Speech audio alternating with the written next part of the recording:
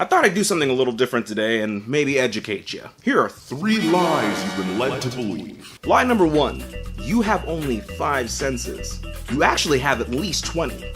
Your body can actually sense things like temperature, acceleration, and pressure, just to name a few. Lie number 2, adding oil to pasta keeps it from getting sticky. Hell nah, just watch the pot. All adding oil to your pasta does is make the pasta greasy and keep your sauce from sticking. Everybody knows that the pasta is the frame and the sauce is the picture.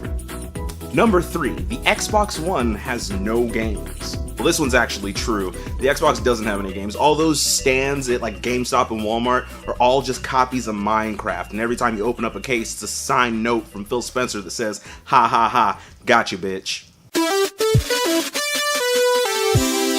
Welcome back to Potentially Perfect, home of the world's most scatological gamers. My name's Dolapo, and I bought an Xbox. Don't you love rampant hyperbole? If you believe that, then you probably believe that Nintendo is strictly for children, and that PlayStation is a vehicle for weebs to do weeb things. Weeb Station. That said, we can't ignore that some of these lies come from bits of truth. Nintendo for the longest time has retained an image that is, well, family friendly. So it may come across that their games are actually being aimed at a younger audience. PlayStation has huge support from companies like Atlas that give them a lot of anime style games, thus giving the impression that it's the Weeb Station. Is weeb offensive? Is that like a slur? I don't know, I'll have to check with the PR guy. And then there's the Xbox. This isn't going to benefit anyone if I pretend like Xbox doesn't have an exclusives problem. Like, legitimately, when I went to GameStop after purchasing my Xbox, I told the cashier, I was like, hey, I could really use a little help picking out Xbox exclusives. He walked over to the side that's, designated to Xbox, and legit, he was like, I don't know what to tell you. It's not a good look, Xbox.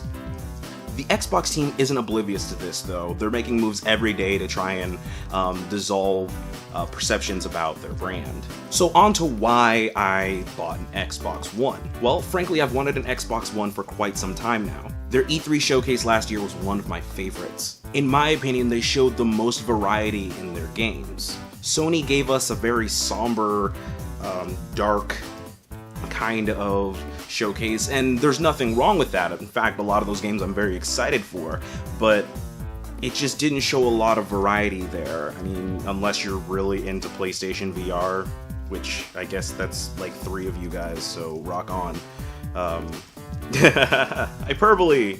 Yay! I may differ from the norm here, but I really do enjoy all types of games. Not just AAA ones, to be honest.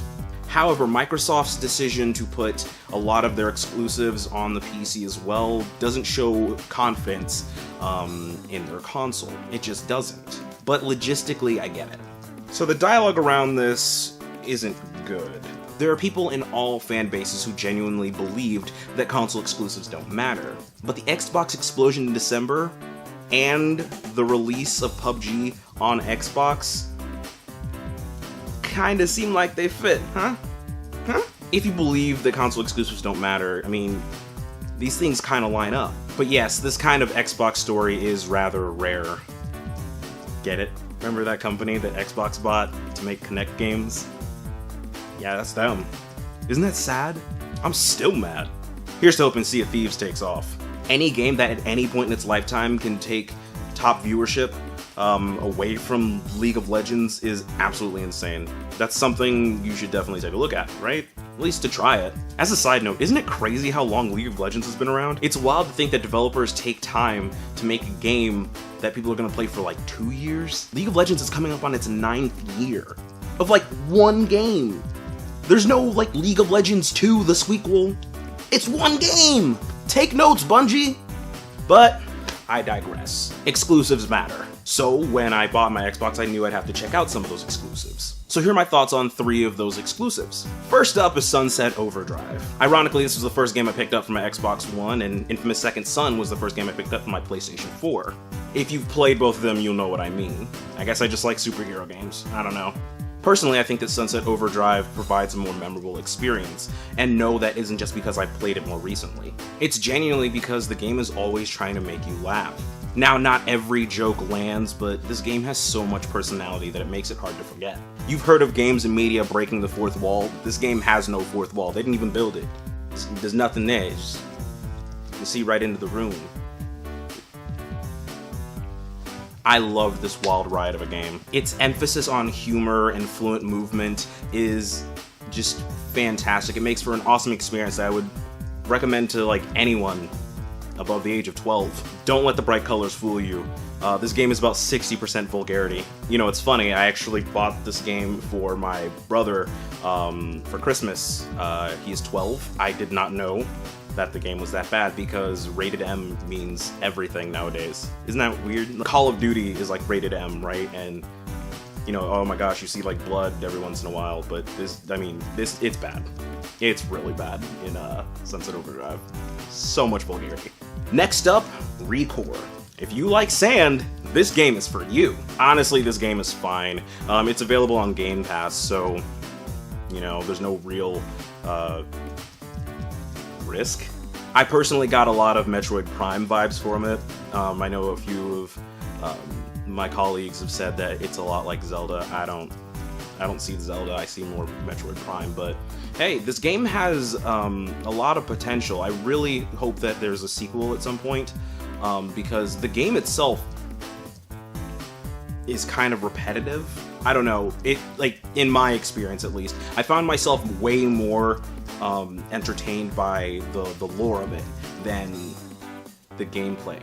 It was like 10 minutes into it, I was like, yeah, this is gonna get old fast. You shoot things, then you rip things out of those things, and then you can make things with those things that you ripped out, and you can put those things that you make onto your dog. Finally, I picked up Rare Replay. If you're the type of person who enjoys quality and quantity, then this is right for you. You get 30 games, of which 15 are worth your time. But that's not abnormal for collections. And it's not bad because I only paid 12 bucks for it. So I guess I should talk about some of them, right? Well, there's Perfect Dark 1 and 0. Zero's bad. People have been saying it for years. It's bad. It's corny. The controls are kind of really weird and dated. So dated. But in all honesty, the first one didn't really do much for me either. I know that people tend to give games like this a pass because it didn't come out in 2005, but I didn't like either one of them. Sorry. Yeah, the Banjo-Kazooie games are on there. The first, second, and third. Once again, I don't know. I don't know why people... It's just, you run and you pick shit up. That's the basic premise. I'm sorry. Like, there's not a whole lot more to it. I guess there's like a witch or something who steals someone, but that's every game ever. So, yeah, you run around and you pick shit up. I mean, I was like born in the 90s, so I didn't really get to experience it in 64 until I was like 16 when I could afford one. And having played the GameCube before that, I mean, it had just been obliterated by the passage of time. I mean, think about it. That was just my experience. I don't know why. But yeah, I mean, in theory, that would make it so that I would think that Banjo-Kazooie Nuts and Bolts would be the best of the three, right? I mean, just in theory. And no, I cannot stomach Nuts and Bolts, both literally and figuratively. Oh, and if you've never played Battletoads, you don't need to play Battletoads. Xbox actually has quite a few exclusives and more to come. It's just a matter of this dialogue surrounding it. I, for one, am very excited to try Sea of Thieves. As a whole, I think that Microsoft is doing a lot of great things towards customer relations. They're doing a ton of things to improve quality of life for, you know, the Xbox owners. Oh yeah, and they let you change your gamer tag? I mean, what kind of insanity is that? That's craziness. What? Oh my god! I didn't know you could change your gamer tag. Oh my god! It's a script. Oh my god! The biggest thing to me was the move they made to include first-party titles in Xbox Game Pass, as well as releasing certain titles day and date on Xbox Game Pass and at retail. Things like Sea of Thieves and Crackdown 3, as well as the first-party like Halo and Gears games. That's incredible. On a consumer level, the value is just remarkable there, and that was the deciding factor. That is what made me go out and get an Xbox One S. Yes, I didn't get the X because, frankly, the TV in my bedroom only goes up to 720p anyways, and I don't care about the graphics. So that's my story about my Xbox One. I love it.